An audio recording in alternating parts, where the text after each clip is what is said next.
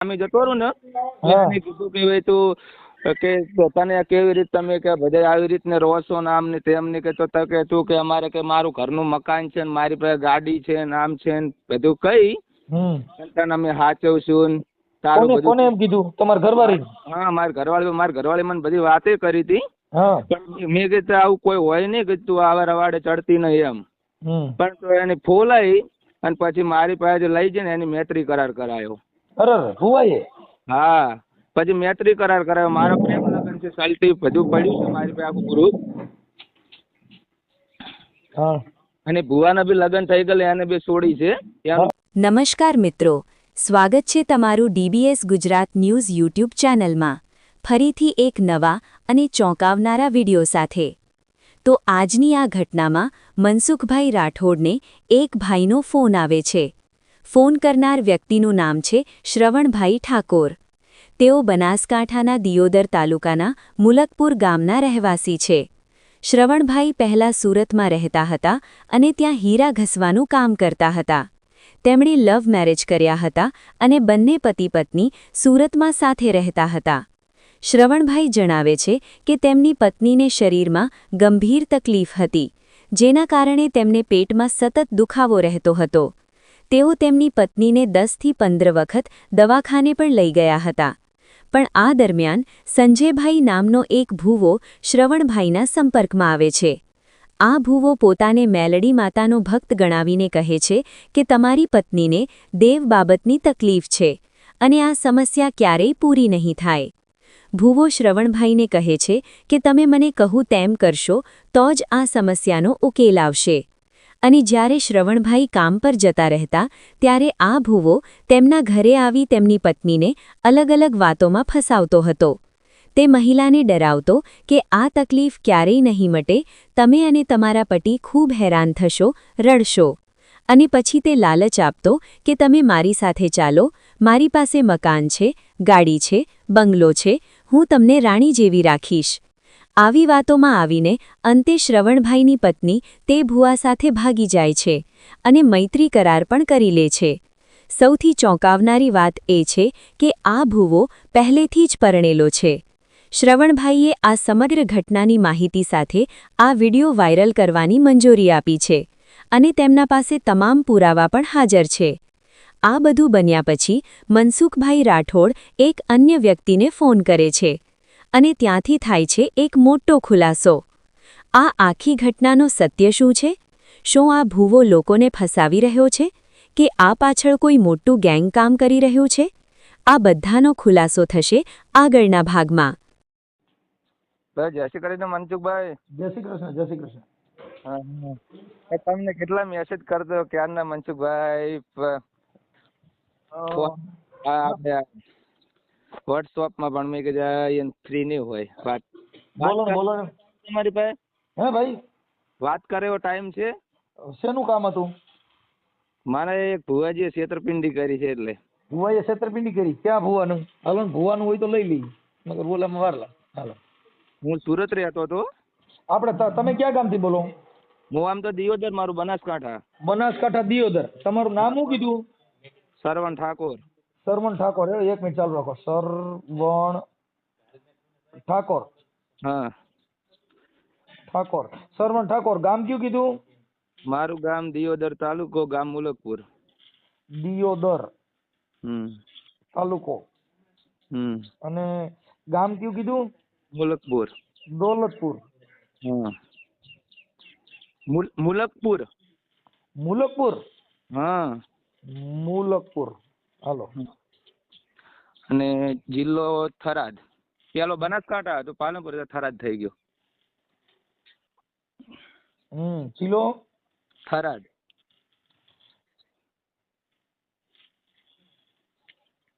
જિલ્લો થરાદ. હાલો, ઓકે. હાલો, હવે કોણે ભુવાએ શું કર્યું તું? એમાં મનસુખભાઈ માં હીરામાં કામ કરતો હતો. હીરામાં? હા, સુરત. તો અમે 2 જણા રહેતા હતા, મારી પત્ની ને હું 2. તમે લગ્ન કરેલા છે કે લવ મેરેજ હતા? લવ મેરેજ, પ્રેમ લગ્ન કરેલા હતા. પ્રેમ લગ્ન કર્યા? તમારે એક જ નાતની છે કે બીજી જ્ઞાતિની? અમારી જ નાતની. ઓકે, હાલો. હાલો, એ હવે આગળ થઈ ગયો. દાણા જોવાનું ચાલુ કરી દો. પછી આર્યનાને પેટમાં ઓપેન્ડી હતી એટલે દુખતી હતી. ઓપેન્ડી. હા એટલે પછી આને હું દવાખાને લગભગ 10 કે 15 વખત લઈ ગયો હતો. હા એટલે પછી આને બી એને એવું ખુલ્લું ખાલી દીધું ને હા તને આ દેવ બાબતની કે તકલીફ છે હા અને કે હારો ભાઈ કે તને શું ખવડાવશે ને પીવડાવશે ને કે તું હવે છે ને હા તું કે અમે કઈ એમ કરીશ ને તો તાન કે બધું રેડી થઈ જાય. ઓકે. હા આપણે આજે હીરો સંજયજી ગોવિંદજી મેરવાડા ઠાકોર છે. હા ઈ ભુવા છે. હા એક મિનિટ. મેલડીમાંનો સંજયજી ગોવિંદજી ઠાકોર મેલડીમાંનો ભુવો. સંજયજી ગોવિંદજી. હા ગોવિંદજી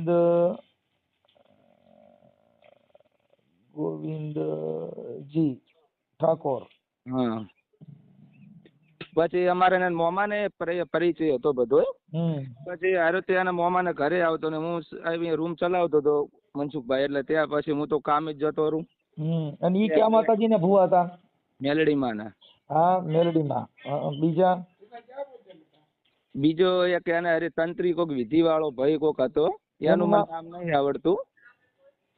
હા ઈ બંને જણા એમને ઘરે આવ્યા. પણ આને જ બધું જે ચડાઈ કરી હતી, હું ત્યાં કામે જતો રહું ને એને કીધું કે ભાઈ તું કે તને કેવી રીતે તમે કે બધા આવી રીતને રહો છો ને આમ ને તેમ ને કે તો કે તું કે અમારે કે મારું ઘરનું મકાન છે ને મારી પાસે ગાડી છે ને આમ છે ને બધું કઈ તને અમે સાચવશું ને તારું બધું. કોને એમ કીધું? તમારા ઘરવાળી?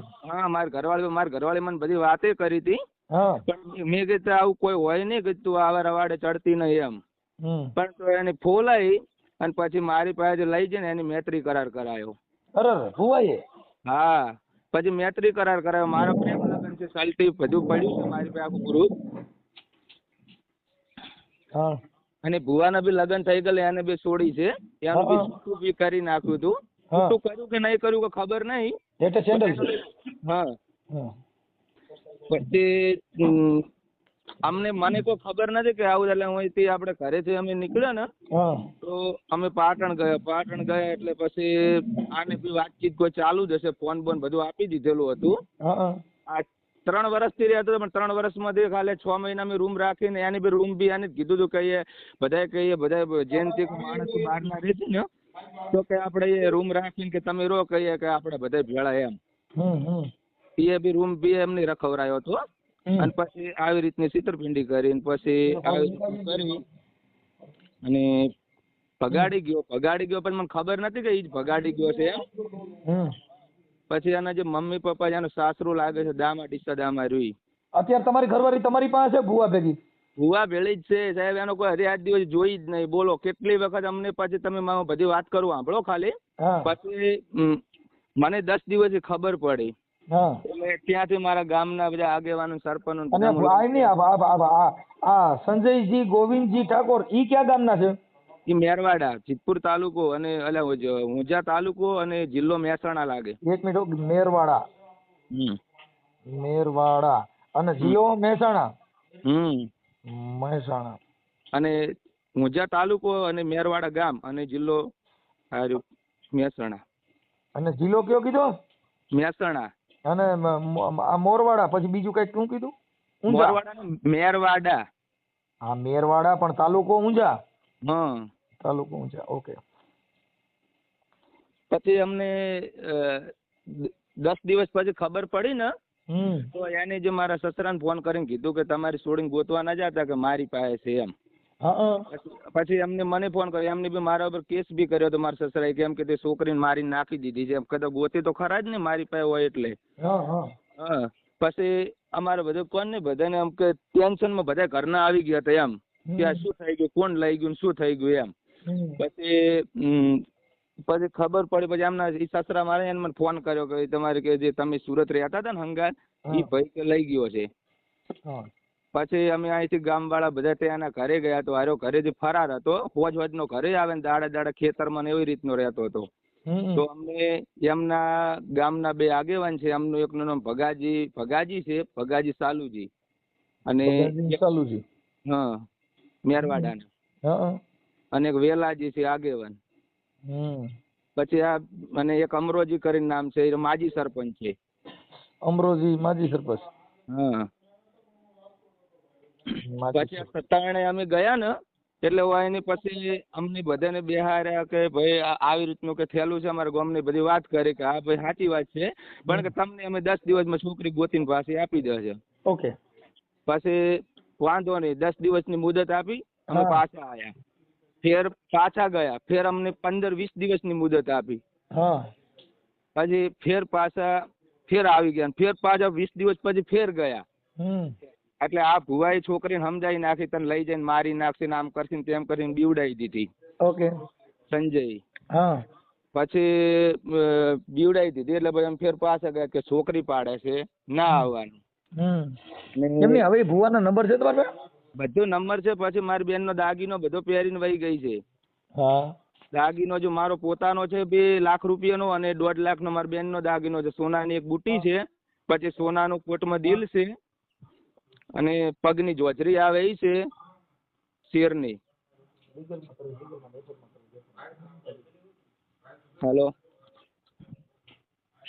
હા હા હા હા. હેલો. હા હા બોલો બોલો. હા 2.5 લાખનો મનસુખભાઈ દાગીનો છે હા.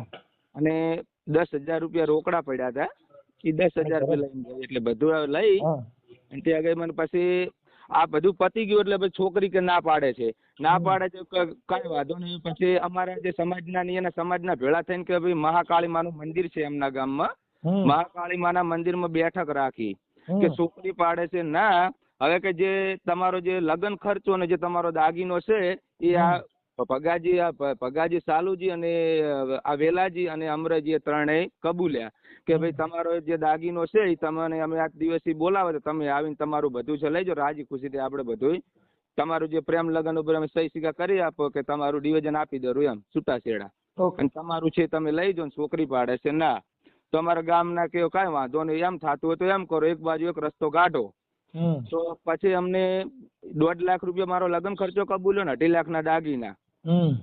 પછી આ સંજયને ફોન કર્યો ને તો સંજય એવું કહે છે કે ત્રણેયને મેં પૈસા આપી દીધા છે ભગાજી વેલાજીને અને અમરાજીને. અને અમરાજીને એમ કે છે કે અમને પાછો આવવાનો વાયદો આપ્યો કે તમને 10 દિવસમાં પૈસા ત્યાં આપણે મંદિરે આવજો ને આપણે મંદિરની અંદર તમારું સમાધાન કરી અને તમને રોટલા બોટલા ખવડાવીને તમારું જે પતાવીને તમને મોકલી દેશું. તો અમારા ગામના સરપંચ આગળ કે કાંઈ વાંધો નહીં એમ પતો આપણે એક બાજુ ઓલું કાઢો એમ રસ્તો. તો પછી એ અમને તો 1.5 મહિનો ઘટાડી નાખ્યો પાછો કે પૈસા નહીં આપતો ને આમને તે આમને કે એનું જમીન અડાણી મૂકવાની છે ને આમ છે ને તેમ છે ને એવી રીતનું કરીને પછી પાછા 1.5 મહિનો મનસુખભાઈ ઘટાવી નાખ્યો. પછી છેલ્લે એને ઊંચા હાથ કર્યા છે કે ભાઈ પૈસા નહીં આપવા કે છોકરીએ નહીં આપી કે દાગીનો નહીં આપવો તમારે જે થાય કરી નાખજો. ઓકે. હવે મારી સાંભળો એ બધી વાત કાપી નાખો. હવે જે આ ભુવાનો ફોટો તમારો ફોટો ને તમારી ઘરવાળીનો ફોટો મને મોકલો ને આ ભુવાનો મને મોબાઈલ નંબર મોકલો ને. હા મોકલો તરત જ. ઇમરજન્સીમાં હમણાં પડદા ચડી ગયા. હા સુરત અમરોલી રહે છે અને મારે મનસુખભાઈ પોલીસ કેસ કર્યો છે વકીલ મારી પાસે 30,000 રૂપિયા લઈ ગયો છે. સુરત અમરોલી. હા અને વકીલ જે મેં દિયોદર કેસ કર્યો ને તો વકીલ બી મારી પાસે 30,000 રૂપિયા મારી મમ્મીનું ઘરેણું વેચીને મેં પહેલા 15,000 આપ્યા અને 15,000 પછી મારા 2 વર્ષથી આ કેસ ચાલે પણ મારો કોઈ હજી કેસનો ખુલાસો આવ્યો નહીં. વકીલોમાં તો શું હોય કોર્ટ કચેરીમાં એમાં છે કે કામકાજ હોય એ વકીલ ફી તો જે થતી હોય તો મારા બી લગ્નના ફોટા મોકલું છું વકીલનો જે કેસ કર્યો એ બધું સલટી આખી મોકલી દઉં છું મારા લગ્નની બી સલટી બધા ફોટા બોટા હવે તમે મને ખાલી ભુવાનો નંબર મોકલો અને તમારી ઘરવાળીનો ફોટો મોકલો તમારો ફોટો મોકલો. આ સોશિયલ મીડિયામાં વાયરલ કરવામાં તમારી મંજૂરી છે ને? હા મંજૂરી જ છે સાહેબ. ઓકે સાહેબ. હા આપણે મેરવાડાના સરપંચ બોલો? ડેલિકેટ બોલું. હા ડેલિકેટ. હવે હું એમ કહેતો તો આપણે ઓલા ભાઈનો જે ફોન હતો ને સરવણજી ઠાકોરનો. હા હા હા હા. હવે અહીંયાના ઓલા ભુવો છે સંજયજી ગોવિંદજી ઠાકોર. બરોબર. ઈ ભુવો કઈક એની ઘરવાળીને લઈને વિયો ગયો ને? હા ઈ એની ઘરવાળીને લઈને વિયો ગયો ને આવડા શ્રવણની ઘરવાળી. ખાસો વર્ષ છે તો. હા પણ એટલે દાણા જોતા જોતા પણ એને કઈક એની ઘરવાળીને લઈને વિયો ગયો ને. હા એટલે એના માટે એને કીધું કે અમારા ડેલિકેટ ને ખબર છે એટલે તમને ફોન કર્યો. ના ના સાચી વાત છે રીએ પણ ખાસો લગભગ 4 વર્ષ જેવું થયું છે કદાચ અંદાજે. તમારે એ બાજુ ડેલિકેટ બોલે અમારા બાજુ સરપંચ બોલે. હા સરપંચ અમારા અલગ હોય ડેલિકેટ અલગ હોય. એટલે ડેલિકેટ એટલે શું કહેવાય? તાલુકા પંચાયતમાં. ઠીક તો તાલુકા પંચાયતમાં. Okay okay okay. એટલે એને કીધું કે અમારા ડેલિકેટ છે ને એને બધી ખબર છે મારી વાત, એટલે મેં કે તમે એને પૂછી ના જોજો. ના વાત તો સાચી જ છે, સાચી જ છે. હા, એટલે આ જે મેલડીમાંનો ભૂવો હતો ને સંજયજી ગોવિંદજી ઠાકોર, એ ખબર નહીં હોય અનુભવ હોય સાહેબ. હા એને દાણા જોવડાવ્યા છે. એવું? હા, દાણા એની બધે વિડિયા ને એવું બધું મને મોકલ્યું. હા હા. અને આની ઘરવાળીના દાણા જોવડાવવા ગયા હતા. પછી એને એની બાઈને પ્રેમ કરીને એને અટણે જે આ શ્રવણજી ઠાકોર છે. હા એ તો ભાઈ એ કોમ કરતો તો ને રહેતો તો એના ઘેર રહેતો તો જમતો તો એવી વાત હતી સાહેબ. પણ દાણા જોવડાવતા હતા ન્યા કણે. ઈ માતાજીના દાણા જોતા હતા ને પછી એની એના ઘરમાં બેહાડી. હા હા હા હા એ લઈને આવ્યો તો ખરા. એ તો છોકરો સાહેબ. હા, એને અત્યારે 2 બાળકો છે. હા એ 2 હશે તાર ખબર નહીં, પણ એક તો હતું જ. હા હા, કાંઈ વાંધો નહીં સાહેબ. એટલે મેં તમારે એના માટે વેરિફિકેશન કરાવ્યું કે બરાબર છે. ના ના 100% સાચી વાત છે. હા, એટલે એને મને કીધું કે અમારા જે ડેલિકેટ છે ને અમારા વાતથી વાકેફ છે, એટલે મેં કીધું લાવો પૂછી જોઈએ. ના ના 100% સાચી વાત. સાચું કહેવાનું આપડે તો હું હતો. હા હા, કાંઈ વાંધો બિલકુલ સાચી વાત છે એ રહ્યો.